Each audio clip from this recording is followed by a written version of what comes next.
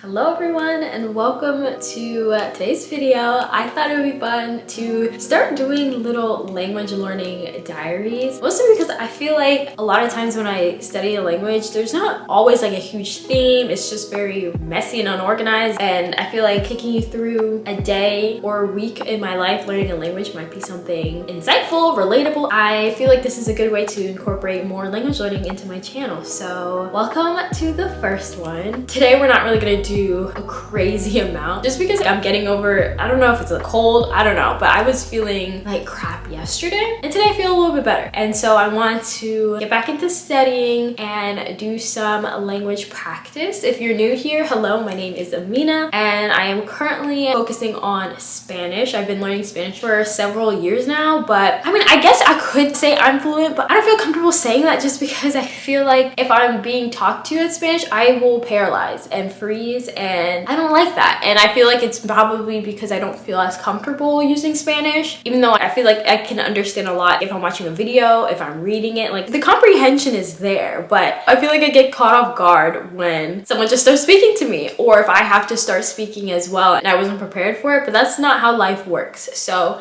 we're going to do some Spanish practice today, and I've been casually on Tandem. If you don't know, I've talked about Tandem a lot before, which is like a language exchange app where you can talk to native speakers of your target language and they're also trying to learn your native language. So it's a really cool app, but I haven't really been on it for a while and I thought it'd be fun to get back into it. And I updated the app and there's so many new things about it that I did not know. If I open up this app, the first one I noticed is that they have now clubs, like language clubs that you can join, and they have them based in different languages. So I'm seeing one of a language exchange in Paris. If you're traveling in or traveling to Paris and you would like to meet other language learners, they have one word game, Juego de Palabras. If you want to learn Spanish and English with a fun activity, you can join this game. German question and answers. So that's pretty cool. They have a lot of different clubs. I haven't joined any of them yet, but definitely gonna look into that. And then also I noticed that they have these things called parties, which I did join one time, but it's like a live conversation going on and people speak and talk about whatever the topic is. So right now they have one topic. It's like, oh, is marriage important? And you talk about that in English. I'm seeing one called Practica Conmigo, where you can practice with somebody through this one game called That's Not My Neighbors. I'm seeing Japanese, German, Russian, like pretty cool. So when I went, everyone's muted, I think, but you have to like raise your hand or something. And when they like acknowledge you, then you become an active speaker in that group. But I was just a listener the only time I joined, but I still think it's really cool and I want to definitely try it. Maybe I'll come back and give you guys a little review of what I think about these clubs and parties. But I love how it's like expanding and growing and they're finding more ways to make language learning more collaborative, make it more of a community like within the app. I think that's really cool. So for today's agenda, I want to watch some vlogs in Spanish. I haven't watched any YouTubers who speak Spanish in a while, and there's a few that I really like, so I don't know why that is a thing, but I want to get back to watching some of that because I feel like I learn a lot of vocabulary because they're doing things that I do in my day-to-day. They're vlogging, doing get ready with me's, Q&As and stuff like that. So I want to watch some of that, see if I can pick up any new vocabulary. And then I also want to go on SpanishDictionary.com, which it's really a helpful resource. It's not just a translator. There's also activities on there that I think would be really helpful. Maybe also a little Duolingo, because for one, I don't even know if I still have the premium version, so I want to check to see. And also I really love the stories, so maybe we'll actually start with the Duolingo just to get my mind prepped for getting ready to study some Spanish, because I haven't been practicing and I need to get back into it. So that is what is on the agenda for right now. I think that's a good place to start because if I'm being honest, I feel so exhausted right now because I'm not feeling too well. But let's go ahead and start with Duolingo.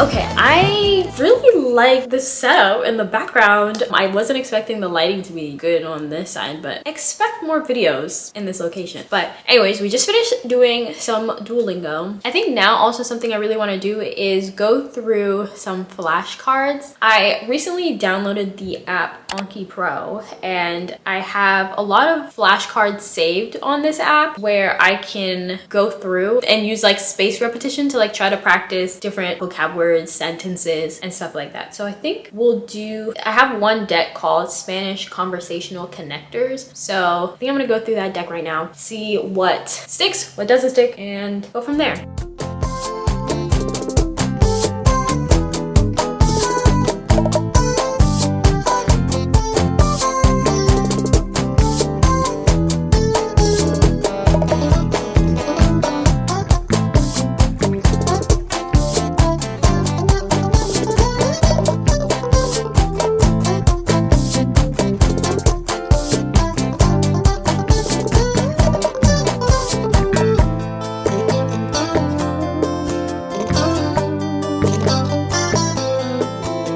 Something about this deck that I'm getting really frustrated about is that I know the words to use, but I guess it's the conjugations that I keep messing up, and also the grammar structure that I keep messing up. I'm noticing that I'm trying to think too much in the English grammar structure, but that's not how it works in Spanish. So this is like kind of frustrating me, but good, because that means we're learning something and I can continue to practice it. But like, it seems like easy words and easy questions and sentences that they're asking me, but I keep making like such stupid mistakes with it. So definitely want to continue to review this deck because it's like normal speech and things that I can definitely see myself saying in the future. And sometimes I feel like when I speak, it kind of almost seems like it's a script, because the things I feel really comfortable saying, I've said it 100 times. So trying to learn new things can be very rough, but it's all part of the process. So very proud of myself for at least sticking to it and trying to learn these new words. And I really like that in this app it's like spaced repetition, so depending on what I like mark, it will determine how soon I'll see the cards again. So probably continue to study again later tonight, but I kind of want a break, so I think I'm going to just watch a vlog. Yeah, I'm gonna watch a vlog, and I'm also gonna probably eat a snack, and then we can do our last little activity for today after that.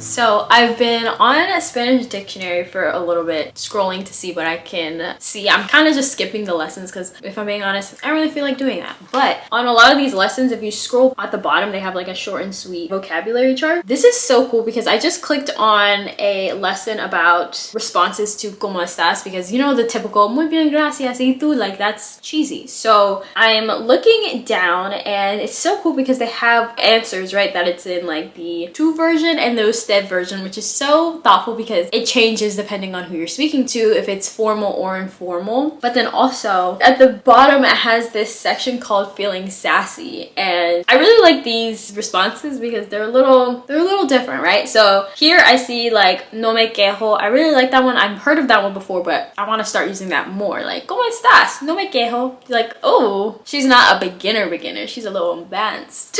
There's also aquí no más, and something too that I think is really cool. The next one is used in Mexico, but to say like so, you can say dos tres, which I don't know why, but that makes so much sense to me. Like ¿Cómo estás? Dos tres. Like, I don't know. That just like makes a lot of sense to me, and I want to use that more if I'm speaking to someone who is Mexican. So that's really cool, and I cannot recommend Spanish Dictionary more if you're trying to learn Spanish. I just love how organized it is and how they also explain a lot of why things are the way that they are. So right now I'm just gonna keep scrolling, see if I can find anything interesting that I think might be helpful, with keeping in mind that like I'm trying to sound less like a robot or like I'm reading a script when I'm speaking to somebody. So like I'm looking right now at the popular Spanish lesson section, which is on the homepage, and I just looked at the what's up, which I feel like is really important, right? Like it's the beginning of a conversation, so I want to be able to like say that I'm okay, I'm doing well, without just saying muy bien. So we got that down. I think also, let me check this hobbies. So let's see if there's anything there that I do. Like, how do I say crochet? I do like to crochet. Okay, they have sewing, la costura. No, that was a word. Knitting el punto. That's cool. La costura, el punto. Pero ¿cómo se dice crocheting? And what's cool too right here, like even though I already know how to say it, they provide examples of how to say that you like to do these hobbies. So I'm looking at a chart right now and it's saying like me gusta, me gustan, no me gusta, no me gustan, because it changes depending on what you like and what you don't like. I think it's really cool because when you can learn new vocabulary words, to couple it with a sentence so you know how you can use that new vocab is like key. I feel like when I was just learning, I would learn like random vocabulary words, but then I wouldn't know how, like what sentences I can use for it. Like let's say in this little page, if you learn the word for like basketball and you know you like basketball, but you don't know how to say I like to play basketball, then it's kind of useless. You know what I mean? So that's what I really like about Spanish dictionary. I think though we're gonna just end the video here. I'm sorry it's kind of short, but like I don't know if you guys are interested in just watching me study all the time, but I do like discussing new things that I learned. So hopefully we can do more of that in the next language learning diaries. But thank you guys so much for watching. If you have any language learning tips that you'd like to share, please be sure to let me know in the description. And if you made it this far, leave the cloud emoji. I don't know why, I'm just feeling the cloud emoji right now, but I just realized we still haven't figured out what crochet means in Spanish. So let me try to find that out real quick. Tejer. Tejer. But I'm seeing that like I'm using Google Translate for this. It's saying down here too that it can also mean weave, knit, crochet, and twine. So I wonder if it's similar to what we learned on Spanish dictionary, if the word el punto can also be used for crocheting. I don't know. Anyways, I think that's it. Thank you guys so much for watching. Don't forget to use that little cloud emoji, and I will see you guys in the next video. Bye!